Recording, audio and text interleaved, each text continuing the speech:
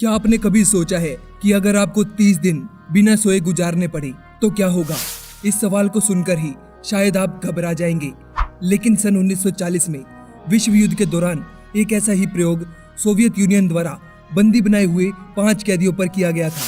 हालांकि 30 दिन पूरे होने से पहले ही उन्हें सभी कैदियों को जान से मारना पड़ा था।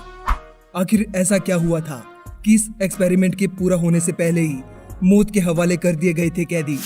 आज की इस वीडियो में एक ऐसे ही एक्सपेरिमेंट के बारे में बताने वाला हूँ जिसने इंसान को दरिंदा बनने पर मजबूर कर दिया। साल 2009 में क्रीपीपास्ता विकी नाम की एक वेबसाइट ने चौंकाने वाला खुलासा किया जिसने सभी को हिला कर रख दिया था। इस वेबसाइट पर छपे एक आर्टिकल में सोवियत यूनियन द्वारा अपने कैदियों पर किए गए एक बेहद खतरनाक एक्सपेरिमेंट के बारे में बताया गया था।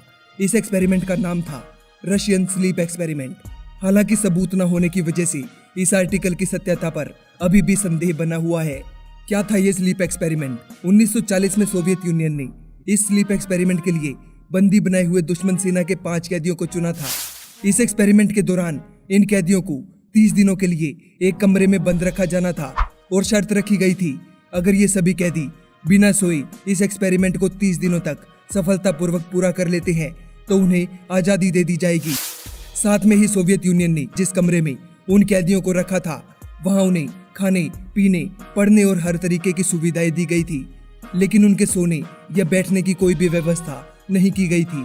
इसके अलावा उन पर नजर रखने के लिए उस कमरे में 2 वन वे मिरर भी लगाए गए थे।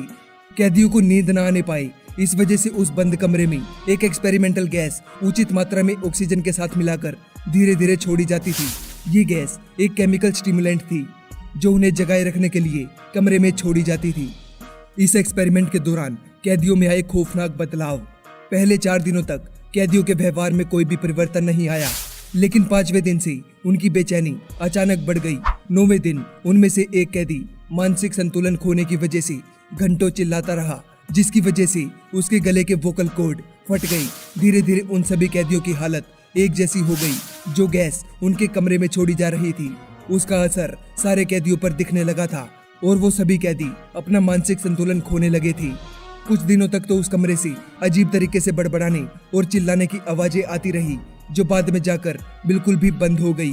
हालांकि रिसर्चर्स को उस कमरे में हो रहे ऑक्सीजन के प्रयोग से पता चल पा रहा था कि वो सारे कैदी अभी जिंदा है, लेकिन कुछ दिनों तक जब कोई भी आवाज उस कमरे से आनी बंद हो गई थी तो उन रिसर्चर्स ने अंदर जाने का फैसला लिया। लेकिन जैसे ही उन्होंने कैदियों को बताया कि वो सभी अंदर आ रहे हैं तो बेहद खौफनाक आवाज में एक कैदी ने उन्हें अंदर आने से मना किया और साथ में ही कहा कि वो आज़ाद नहीं होना चाहते। इन सभी बातों को सुनकर घबराए हुए रिसर्चर्स जब उस कमरे में दाखिल हुए तो नज़ारा बिल्कुल रोंगटे खड़े कर देने वाला था। जो खाना कैदियों को दिया जा रहा था उन्होंने उसे छुआ भी नहीं था। चारों तरफ फर्श पर खून पसरा हुआ था और कैदियों के कटे हुए अंग पड़े हुए थे जिसे वो बाद में खा सकें। कुछ कैदी फर्श पर पड़े हुए मांस के टुकड़ों को खा रहे थे। ये दिल दहला देने वाला नज़ारा देखकर रिसर्चर्स के होश उड़ गए।